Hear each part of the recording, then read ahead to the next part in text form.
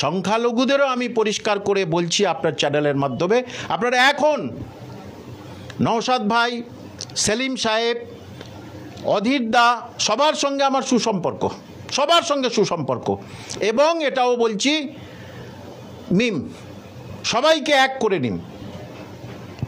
এই কটা ভোট পাবে না আপনি বুঝতে পারবেন। সবাই যখন ভোট লুট করতে যাবে, এই 4-5টা দল যখন এক হয়ে না তাড়া করবে না, কুত্তার মতো তাড়া করবে, যেমন নেপালের ওই সব মন্ত্রীদের তাড়া করে করে মেরেছে দেখছেন তো, বাংলাদেশে হয়েছে, ঠিক তেমনই হবে। যদি সংখ্যালঘু ভাই বোনদের আমি করজোরে অনুরোধ করছি, আপনারা সবাই সিপিএম, কংগ্রেস, নওশাদ ভাই এবং মিম এখন না হলে কিন্তু 2026-এ আপনাদের জীবনে আরও খারাপ অবস্থা হতে চলেছে।